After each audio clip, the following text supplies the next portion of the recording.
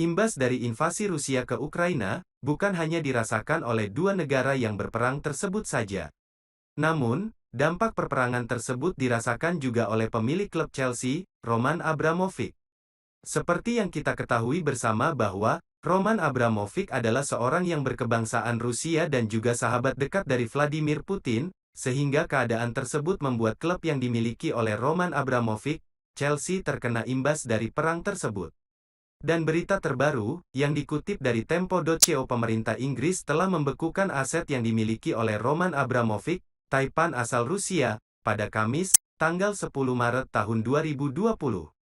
Hal itu langsung mempengaruhi operasional Chelsea, yang dimiliki Abramovich. Sanksi pembekuan aset pun telah dilakukan pemerintah Inggris kepada Abramovich. Sanksi itu berlaku sampai batas waktu yang tidak ditentukan, tergantung dari perkembangan yang terjadi di konflik antara Rusia dan Ukraina. Pemerintah Inggris akan meninjau kembali sanksi tersebut dengan berdasarkan fakta yang berkembang. Dengan sanksi yang dijatuhkan buat Abramovich, Chelsea pun langsung terpengaruh. Kini klub itu praktis berada di bawah kendali pemerintah Inggris. Mereka beroperasi dengan lisensi khusus dengan berbagai pembatasan. Apa saja pengaruh pembekuan aset Roman Abramovich bagi Chelsea? Inilah 5 di antaranya. 1. Penjualan klub yang tertunda. Dampak pertama tentu saja terkait keinginan Roman Abramovich menjual klub ini. Dengan sanksi dari pemerintahan Inggris, semua aset Abramovich di Chelsea disebutkan telah dibekukan. Artinya, Abramovich tidak lagi memiliki kuasa atau penentu terkait masa depan klub Liga Inggris itu. Roman Abramovich sendiri sebenarnya sudah mencoba untuk memperlihatkan kerjasama terkait situasi ini. Salah satunya antaranya dengan memberikan pengampunan utang. Seperti diketahui, Chelsea sebagai klub juga memiliki utang sekitar 1,5 triliun kepada sang pemilik sendiri, Roman Abramovich. Abramovich kemudian menyatakan dia akan merelakan utang tersebut. Strategi itu juga dimaksudkan untuk menarik minat pembeli, investor.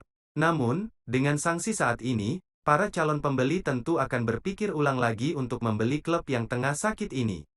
Meski demikian, pemerintah Inggris secara resmi telah menyatakan bahwa rencana penjualan tersebut masih sangat terbuka untuk dilakukan. Tentunya, semua aktivitas tersebut berada di bawah pengawasan pemerintah Inggris, dalam hal ini Departemen Kebudayaan, Media, dan Olahraga. 2. Penjualan tiket di Stamford Bridge dihentikan. Penjualan tiket pertandingan di Stamford Bridge menjadi salah satu pemasukan terbesar Chelsea tentunya. Tiket musiman, tiket yang telah terjual untuk semusim, yang kini telah dimiliki penonton atau fans Chelsea di Stamford Bridge tetap berlaku, valid. Begitu juga dengan tiket di luar tiket musiman yang telah terjual sebelum sanksi pada Kamis ini dijatuhkan, tetap valid. Selanjutnya, penjualan tiket tidak lagi diizinkan. Dengan demikian pula, tiket bagi penonton dari tim lawan yang tandang ke Stamford Bridge tidak diizinkan sampai sanksi berakhir. 3. Toko resmi klub ditutup. Sanksi yang dijatuhkan berimbas kepada semua aset Chelsea termasuk penjualan merchandise, dalam hal ini seperti kostum pemain dan lain-lainnya. Toko resmi Chelsea praktis tidak boleh beroperasi lagi karena menurut sanksi tersebut, The Blues dilarang menjual semua atribut yang terkait dengan merchandise. Ini menjadi kerugian lainnya bagi Chelsea. Bukan hanya toko resmi mereka di Inggris melainkan juga di sejumlah negara jika mereka memilikinya. 4. Tidak ada transfer dan pembaruan kontrak pemain. Sanksi juga berimbas kepada aspek transfer dan pemain. Chelsea tidak dapat melakukan semua aktivitas transfer baik itu penjualan atau pembelian pemain.